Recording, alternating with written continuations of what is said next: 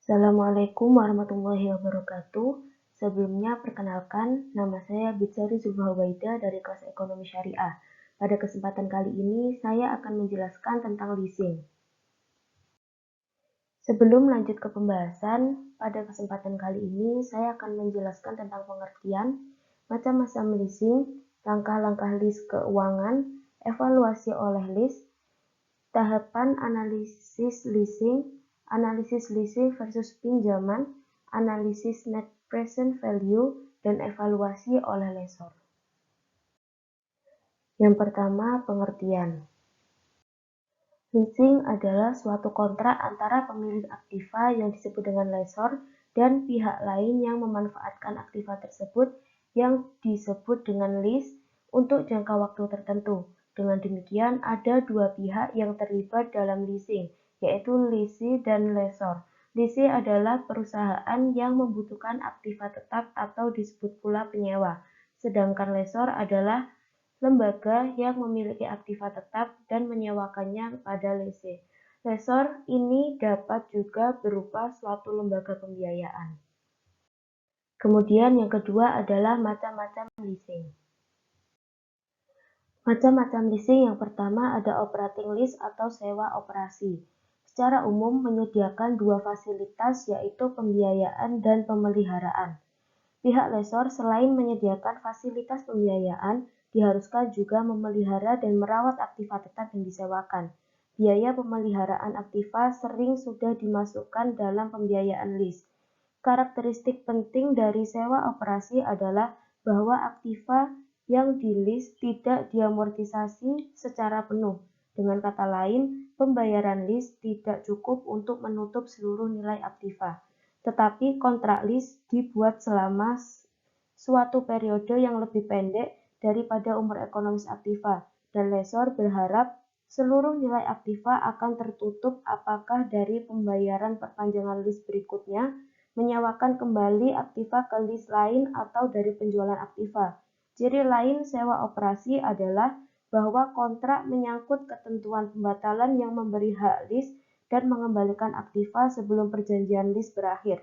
Hal ini merupakan pertimbangan penting bagi lease yang berarti aktiva tersebut dapat dikembalikan jika teknologinya ketinggalan atau tidak diperlukan karena bisnis lease menurun.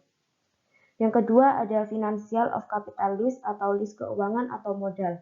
Lease keuangan atau lease modal berbeda dengan lease operasi karena lease keuangan atau modal ini adalah tidak menyediakan jasa pemeliharaan, tidak dapat dibatalkan, dan diamortisasi secara penuh. Dalam artian, lessor menerima pembayaran lease sebesar seluruh nilai aktiva ditambah suatu tingkat hasil investasi. Dan yang ketiga ada sale and leaseback. Perusahaan yang memiliki aktiva seperti tanah, bangunan, dan peralatan pabrik menjual aktiva tersebut kepada perusahaan lain dan sekaligus menyewa kembali aktiva tersebut untuk periode tertentu. Manfaat dari sale and leaseback ini adalah bahwa penjual atau lease menerima pembayaran segera sebagai tambahan dana yang dapat diinvestasikan kepada investasi lain. Dan yang terakhir ada lease kombinasi atau combination lease. Pada saat sekarang, banyak lessor menawarkan lease dengan suatu persyaratan yang lebih bervariasi. Oleh karena itu, lease sering merupakan gabungan dari lease operasi dan lease keuangan. Sebagai contoh, perjanjian pembatalan umumnya untuk lease operasi, tetapi banyak lease keuangan saat ini memuat perjanjian pembatalan. Meskipun demikian, dalam lease keuangan, perjanjian-perjanjian tersebut menyangkut provisi pembayaran kembali kepada lessor yang harus dilakukan oleh lease sebagai penalti yang cukup untuk menutup nilai aktiva yang tidak teramortisasi atas aktiva yang disewakan. Yang ketiga, langkah-langkah lease keuangan. Langkah-langkah lease keuangan yang pertama adalah perusahaan pemakai menentukan aktiva yang dibutuhkan, kemudian pergi ke penjual atau fabrikasi atau distributor aktiva tersebut. Setelah aktiva ditemukan, lease melakukan negosiasi harga dan pengiriman dengan produsen aktiva. Yang kedua, perusahaan pengguna menghubungi perusahaan leasing untuk membeli aktiva tersebut ke produsen. dan pada saat itu juga perusahaan pengguna melakukan perjanjian untuk menyewa aktiva tersebut dari perusahaan leasing atau lembaga keuangan. Yang keempat adalah evaluasi oleh lease. Dalam evaluasi oleh lease harus menentukan bahwa leasing suatu aktiva lebih hemat daripada membeli aktiva dengan sumber pembiayaan dari hutang. Yang kelima, tahapan analisis leasing. Tahapan analisis leasing. Yang pertama, suatu perusahaan memutuskan mendapatkan suatu aktiva tertentu. Keputusan ini didasarkan pada prosedur capital budgeting biasa. Dalam analisis leasing hanya berhubungan dengan apakah mendapatkan kegunaan aktiva dengan lease atau dengan membeli. Tetapi jika biaya modal efektif yang diperoleh dengan leasing secara substansi lebih rendah daripada biaya hutang, kemudian biaya modal yang digunakan dalam capital budgeting harus dihitung kembali, dan mungkin proyek yang semula dipertimbangkan ditolak mungkin menjadi dapat diterima. Yang kedua, perusahaan-perusahaan yang sudah berjalan dan tidak mempunyai kelebihan uang tunai, maka modal untuk membiayai aktiva baru harus diperoleh dari berbagai sumber. Yang ketiga, dana untuk membeli aktiva tersebut dapat diperoleh dengan meminjam, dengan menyediakan laba ditahan, atau dengan menjual saham baru.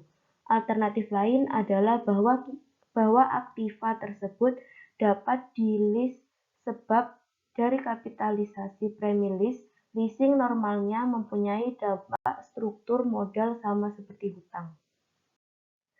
Contoh 1. PT Maju memerlukan suatu aktiva dengan harga 1 miliar selama 2 tahun, dan perusahaan harus memilih antara leasing dan membeli aktiva tersebut dengan meminjam uang tunai dari bank. Jika aktiva tersebut dibeli dengan pinjaman dari bank, dan bank menentukan suku bunga sebesar 10%, sehingga perusahaan harus membayar bunga sebesar 100 juta setiap akhir tahun, dan pengembalian pokok pinjaman sebesar 1 miliar pada akhir tahun kedua. Metode penyusutan menggunakan garis lurus dengan tidak ada nilai sisa. Alternatif lain, PT Maju dan melis aktiva tersebut selama 2 tahun dengan pembayaran lease sebesar 550 juta pada setiap akhir tahun. Tarif pajak sebesar 40%. Yang keenam adalah analisis leasing versus pinjaman. Pada analisis leasing versus pinjaman, estimasi aliran kas berkaitan dengan meminjam dan membeli aktiva tersebut, yaitu aliran kas yang berkaitan pembayaran hutang. Estimasi aliran kas berkaitan dengan leasing aktiva tersebut. Membandingkan dua metode pembiayaan untuk menentukan metode yang mempunyai biaya lebih rendah. Berikut dapat diperhatikan adalah aliran kas jika meminjam dana dari bank dan membeli aktiva tersebut. Dan berikut adalah aliran kas berkaitan dengan leasing dalam jutaan. Untuk membandingkan aliran kas biaya dari membeli leasing, kedua aliran kas harus diperbandingkan dengan basis nilai sekarang.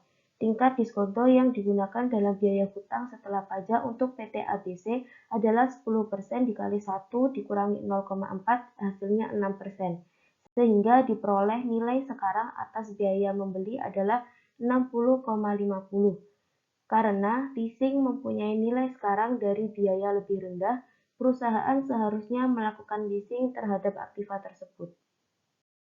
Contoh yang kedua, PT Abadi berencana menggunakan angkutan berat dengan umur 10 tahun dan berharga 300 juta sudah termasuk biaya instalasi dan pengiriman.